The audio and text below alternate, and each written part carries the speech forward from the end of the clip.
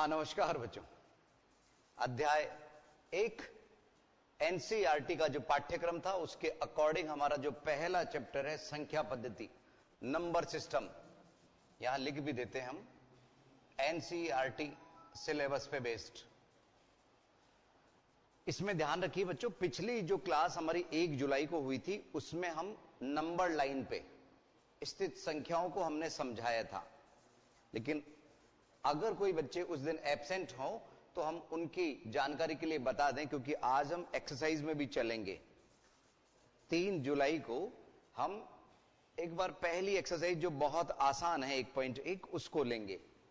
Yes, first of all यहां zero के इधर की जितनी भी संख्याएं हैं, जीरो के इधर जैसे 1, 2, 3, 4 वगैरह, और हमने उस दिन यह भी लिया था कि एक बैग में इस तरह का हमने एक बैग लिया था जिसमें अनंत संख्याएं आ सकती है। यहां पे हम बंद भी कर सकते हैं इसको, और हमने ये 1, 2, 3, 4 आदि आदि आदि संख्याएं गिराई थी, तो वो संख्याएं हुई थी हमारी प्राकृत संख्याएं, नेचुरल नंबर्स।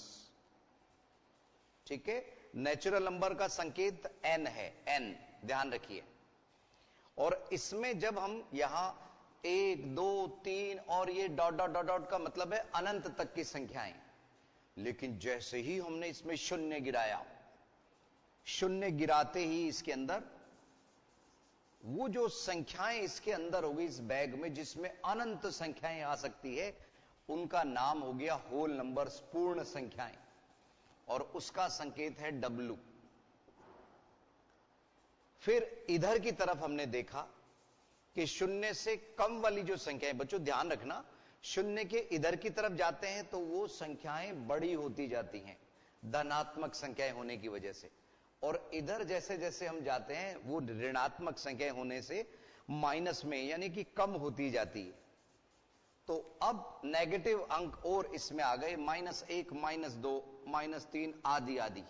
अब आप कहेंगे सर -1000 भी इसमें है क्या? बिल्कुल इसमें आ गया है। ठीक है, तो वो जब नेगेटिव भी आ गए, पॉजिटिव भी आ गए और शून्य भी आ गया, तो उन संख्याओं का नाम हो गया पूर्णांक। क्या बोला मैंने? पूर्णांक। इसका संकेत Z है, इंग्लिश में इनको इंटीजर्स बोलते हैं। Natural numbers, whole numbers and integers, और इनका संकेत Z। अब यहां पे ये संख्याएं तो हमने ले ली जो यहां आपको दिख रही है, 1, 2, 3, 4 और इधर -1, -2 वगैरह अनंत तक की ये संख्याएं तो आप लोगों को नजर आ रही हैं अनंत तक। लेकिन इनके बीच में भी कुछ संख्याएं, बच्चों यहां क्या है, संख्या रेखा पे अनंत संख्याएं कहीं पे भी एक छोटी सी जगह पे भी लेंगे ना जिसमें आपको लगेगा कि इनके बीच में तो कुछ नहीं है, वहां पे भी अनंत संख्याएं हैं। तो 0 से 1 के मध्य भी अनंत संख्या है। उस दिन मैंने आपको बताया था ठीक बीचों बीच अगर हम देखें, ठीक मध्य में, तो उसकी भिन्न 1/2 है, और अगर इस 1/2 और शून्य के मध्य हम चलें तो उसकी भिन्न थी 1/4, और अगर 1/2 और 1 के मध्य अगर हम जाएं तो उसकी भिन्न हमने बताई थी 3/4। ये तो केवल एग्जाम्पल है, उदाहरण है, नहीं जाने इधर पॉइंट्स में भी हो सकता है 1.1, 1.2, 1.3 लाइक दैट। 2.5 यहां होगा। अगर हम बोले 5.5 कहां होगा, तो वो 5 और 6 के मध्य होगा। ठीक है, तो इन संख्याओं ने भी बच्चों कहा कि हमारे को भी इस बैग में ले लीजिए।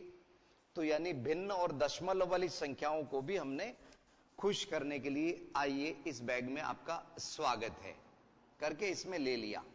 0.5 भी इसी में आएगा, 9.5 भी इसी में आएगा, ऐसे तमाम संख्याएं भी हमने इसमें ले ली।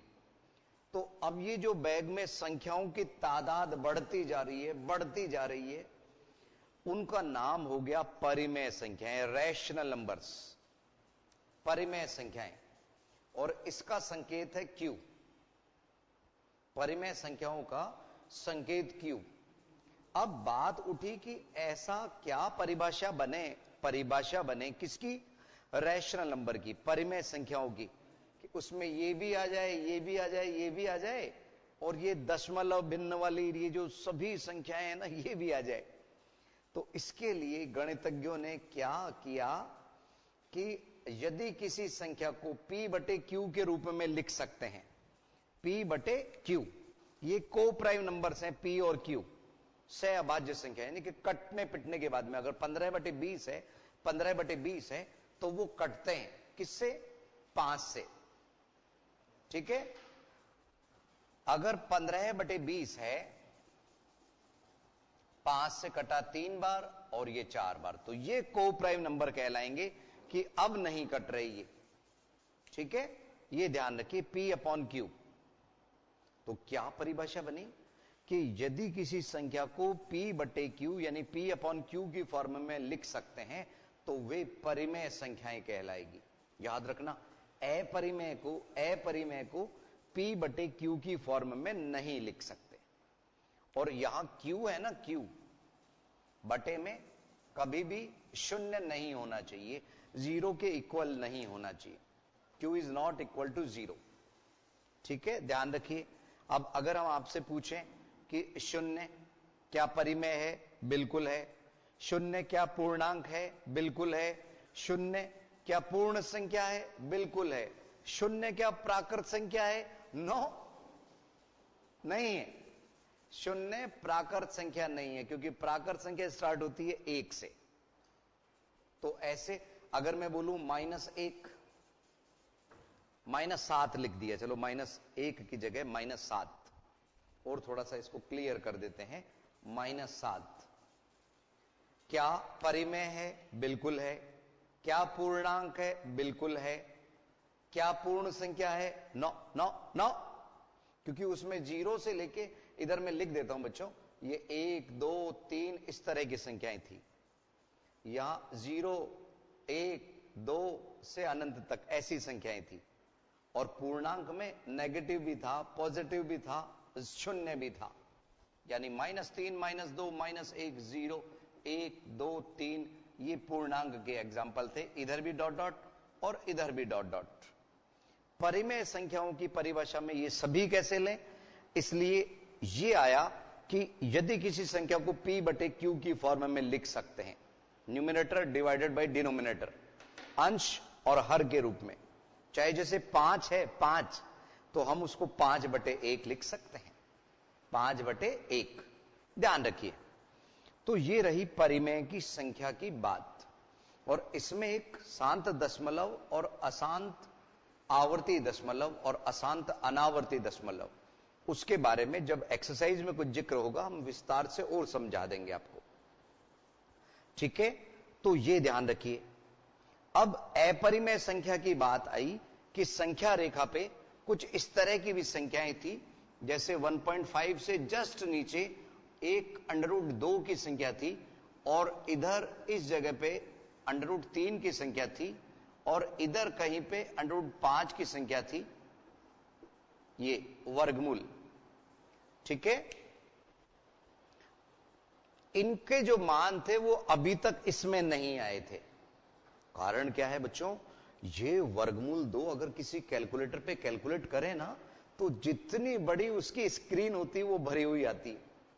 √3 का मान भी उतना, यानी कि ये कभी खत्म भी नहीं होते हैं, इसलिए नॉन टर्मिनेटिंग है, अशांत, और इनकी पुनरावृत्ति भी नहीं होती, यानी कि रिपीट भी नहीं होते। ठीक है, इसलिए ये इसमें आने योग्य भी नहीं है, परिमेय है ही नहीं। तो इनके लिए हमने एक अलग से, कल परसों की क्लास में इसी तरह का हमने समझाया था, तो कहीं कोई फर्क नहीं नजर आया आप लोगों को, इसलिए हमने इधर दूसरे बैग में इधर ले लिया। ये हमारी अपरिमेय संख्या हो गई, √2 √3 √5 ऐसे ऐसे। और इस तरह की भी संख्या हो सकती है 0.1 0 1 0 0 1 इस तरह से डॉट डॉट के साथ में। इनको अगर हमने एक और बड़े बैग में डाल लिया बच्चों, तो वो जो दोनों सेट इसमें आ गए, उसको हमने उस दिन बताया था वास्तविक संख्याएं, रियल नंबर, वास्तविक संख्याएं, दोनों के दोनों आ गए। तो ध्यान रखिए, पुनः पुनः सुनिए, वास्तविक संख्याओं में क्या क्या? परिमेय और अपरिमेय दोनों आ गई। Real numbers. आप क्लास 10th में एक चैप्टर का नाम ही रियल नंबर है बच्चों, ये ध्यान रखिए। अब ये जो P अपॉन Q वाली जो बात हम कह रहे हैं, इसके एक समतुल्य भिन्न वो भी हम चर्चा करते हैं। और अगर हम आपसे पूछें कि क्या प्राकृत संख्याएं पूर्ण संख्याएं में उपस्थित हैं? बिल्कुल है। क्या पूर्ण संख्याएं प्राकृत संख्या में उपस्थित हैं? नहीं है, शून्य की वजह से। क्या सभी नेचुरल नंबर्स प्राकृत संख्याएं पूर्णांक हैं? बिल्कुल है। क्या सभी पूर्ण संख्याएं पूर्णांक हैं? बिल्कुल है, क्योंकि ये बड़ा सेट है, इससे बड़ा वाला बन रहा है। और परिमेय संख्याओं में तो ये सभी हैं, ठीक है। क्या वास्तविक संख्याओं में परिमेय संख्या है? बिल्कुल है। क्या वास्तविक संख्याओं में अपरिमेय संख्या है? बिल्कुल है, क्योंकि वास्तविक संख्याओं का जो सेट है वो परिमेय अपरिमेय दोनों से मिलके बना है। तो अब हमारा ये जो 1.1 का मामला है उस पे हम लिए चल रहे।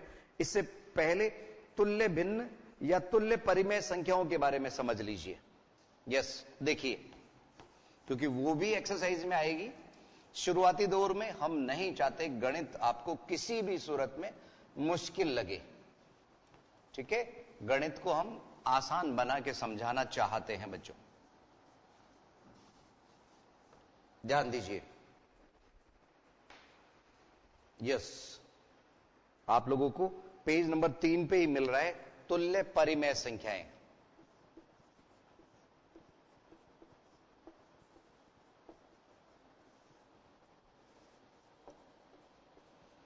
यस,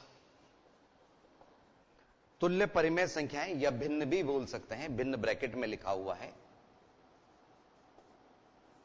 भिन्न। अब जैसे हम कुछ भी ले रहे हैं, मान लीजिए 5/7, 5/7। ध्यान रखना, परिमेय संख्याएं या तो शांत दशमलव देती हैं या अशांत अगर देती हैं तो वो रिपीट करवाती है, ठीक है। इसमें बटे में 7 है। अगर इसका आप डेसिमल वैल्यू निकालोगे तो आपको 6 अंकों का ब्लॉक रिपीट होते हुए दिखेगा, ठीक है ना बच्चों। एक बार मैं बता ही देता हूं इसकी वैल्यू आपको। 0.714285 और फिर 714285, फिर 714285 ... तो आपने देखा कि यहां पे 6 अंकों का एक ब्लॉक रिपीट हो रहा है 714285 का, ऐसा, ठीक है। ये कह रहा था मैं कि ये ... चल रहा है इसलिए अशांत है, लेकिन चूंकि ये 6 का ब्लॉक रिपीट हो रहा है इसलिए टर्मिनेटिंग या नॉन टर्मिनेटिंग, बताइए। Non terminating. दूसरा रिपीट या नॉन रिपीट, तो रिपीट हो रहा है। इसको बटे में मत समझ लेना बच्चों आप लोग, ये बटे की लाइन नहीं है, ये ऊपर बार है। जो पार्ट आपका रिपीट होता है उसके ऊपर बार लगा दिया जाता है, इस तरह से। अगर 1/3 है, 0.3 पे बार लग जाएगा, इसका मतलब है 3 ही लगातार चल रहा है, 0.33333 ही आगे चल रहा है।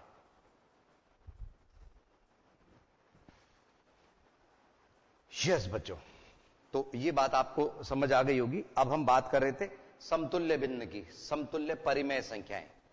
ये केवल हमने दशमलव मान समझाया था रिपीट होने वाले मामले के लिए। अब बच्चों सुनिए, आप छोटी क्लासेज में पढ़ के आए हैं, अभी तो 9th में हैं आप लोग। अगर मैं ऊपर 2 से गुणा करूं दोनों संख्याओं को, या दोनों संख्याओं को मैं 3 से गुणा करूं, या दोनों संख्याओं को मैं 4 से गुणा करूं, ध्यान रखना ऊपर और नीचे समान संख्याओं से ही गुणन होना चाहिए।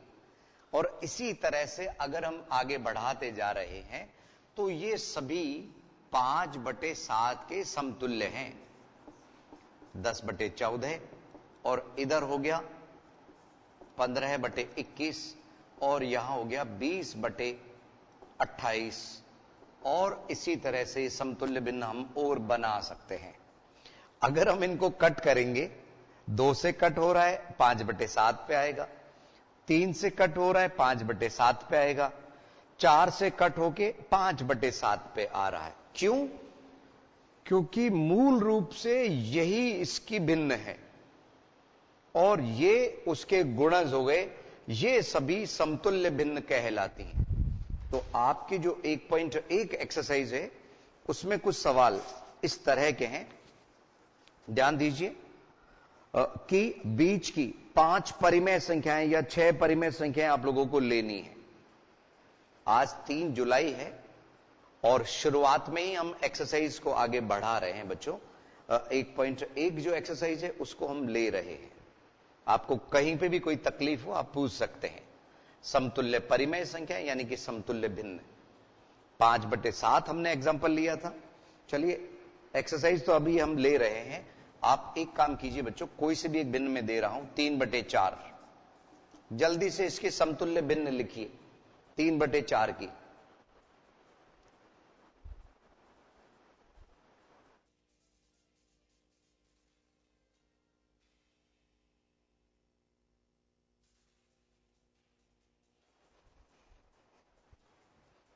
यस बच्चों, आप इजी करने के लिए वही 2 से गुणा, फिर 3 से गुणा, 4 से गुणा, संभवतः आप लोगों ने कर लिया होगा।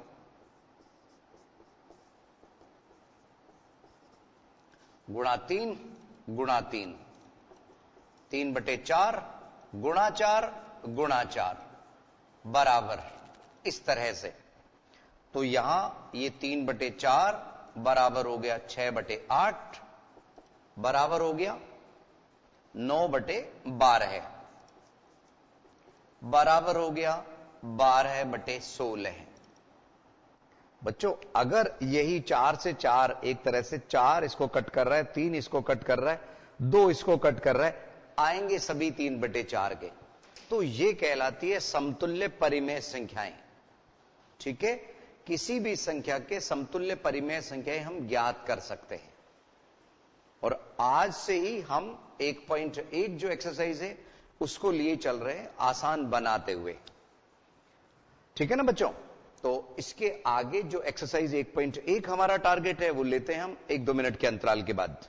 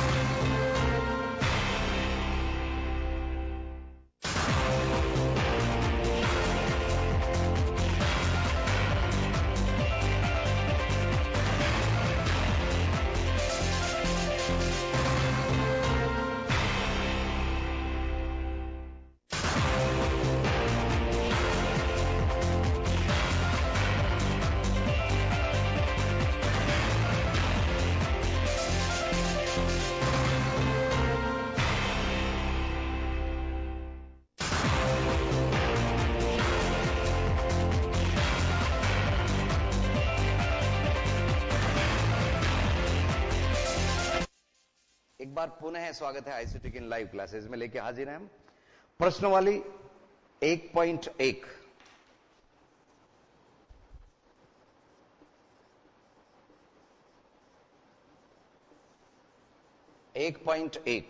और पेज नंबर 6 पे स्थित है ये।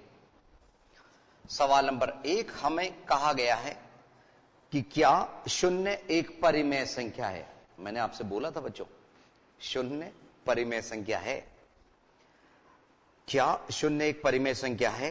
क्या इसे आप p/q के रूप में लिख सकते हैं, जहां p और q पूर्णांक है यानी इंटीजर्स है और q is not equal to 0? हां बिल्कुल, हमसे पूछा गया है। हां 0 एक परिमेय संख्या है, रैशनल नंबर है।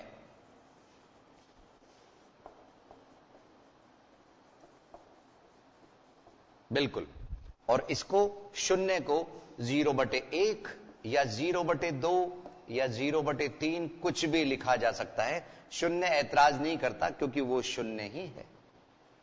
ठीक है ना, किसी भी रूप में हम लिख सकते हैं। और हमने एग्जाम्पल इतने सारे दे दिए, कैसे भी आप दे दीजिए। आइए सवाल नंबर 2 की ओर चलें। 3 और 4 के बीच में 6 परिमेय संख्याएं ज्ञात कीजिए। 3 और 4 के बीच में 6 परिमेय संख्याएं ज्ञात करनी है। तो 3 को हम 3/1 लिख सकते हैं, 4 को 4/1 लिख सकते हैं। वास्तव में तो बच्चों सुनो, अगर देखा जाए तो आप इसको 3.1, 3.2, 3.3, 3.4 इस तरह से लिख के और 31/10, 32/10, 33/10 भी लिख सकते हैं। लेकिन चूंकि आप लोगों के बुक्स के अंदर जो एग्जाम्पल ज्यादातर दिए हुए हैं उसी तरह का उदाहरण हम बना रहे हैं। देखिए, हमें इनके बीच में 6 संख्याएं बोली गई हैं। बटे में 1 हमने आप लोगों को समझाने के लिए ले लिया। 6 परिमेय संख्याएं हमें लिखने के लिए कहा गया है।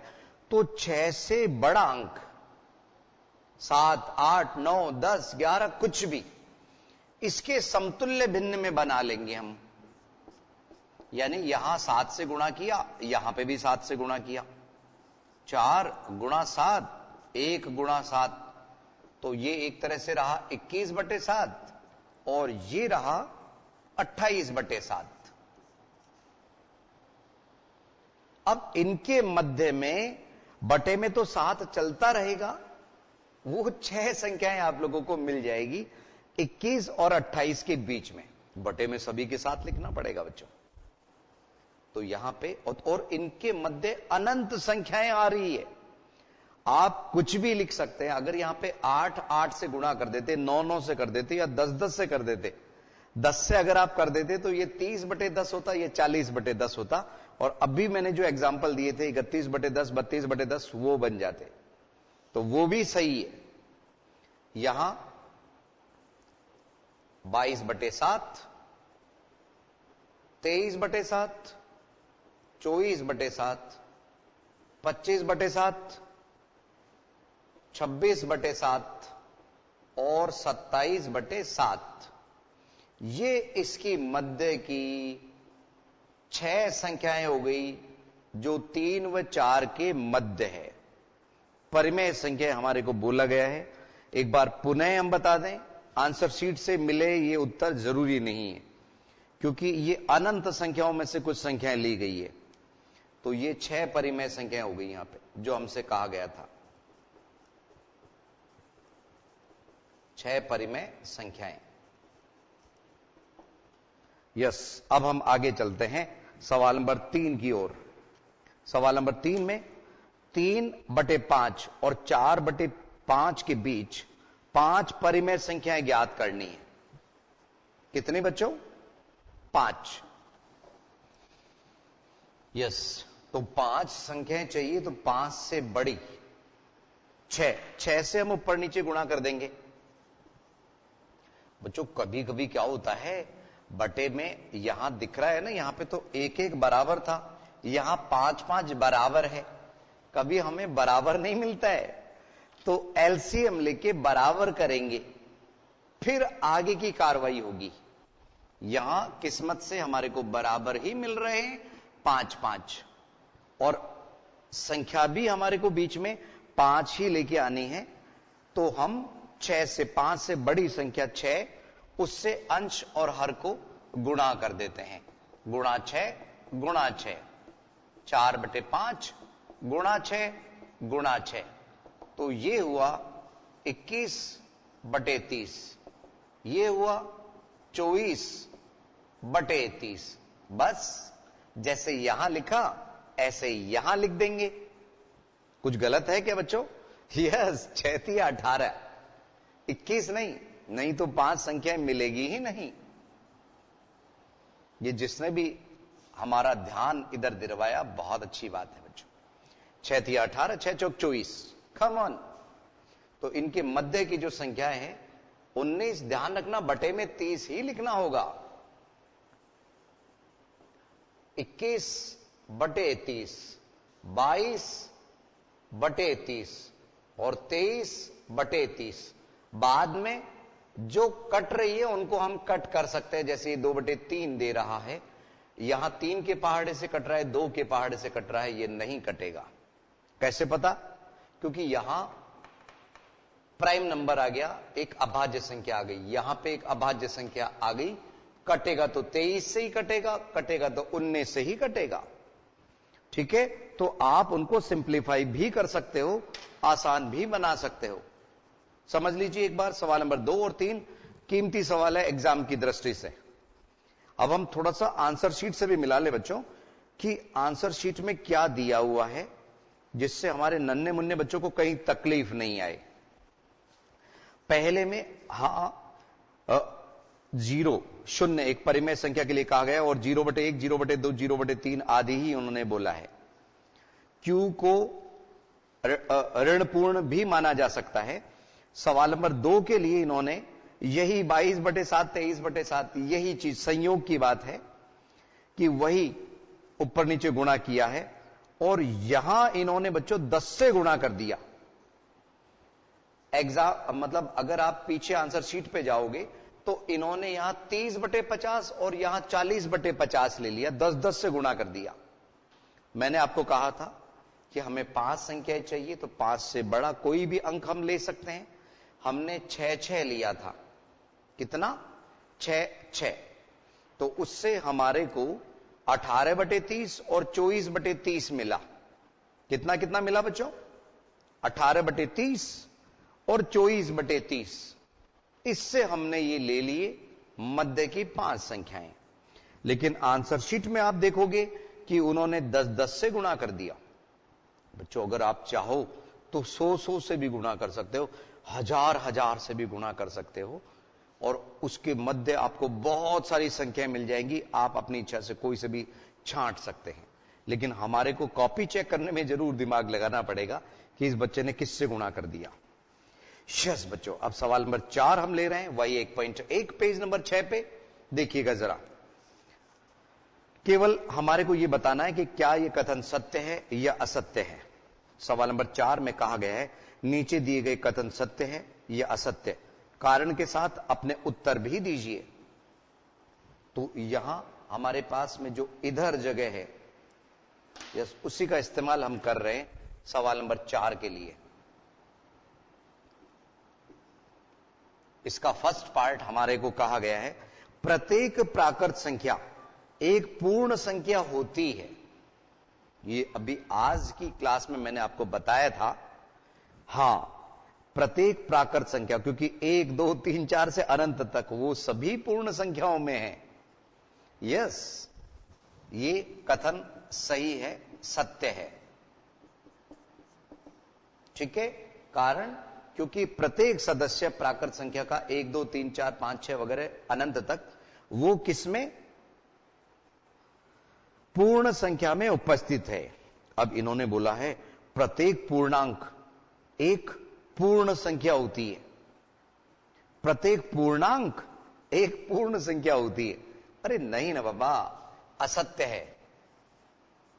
कारण जो नेगेटिव अंक है, नेगेटिव वाले नेगेटिव अंक इसमें उपस्थित नहीं है। इसमें किसमें? पूर्ण संख्या में।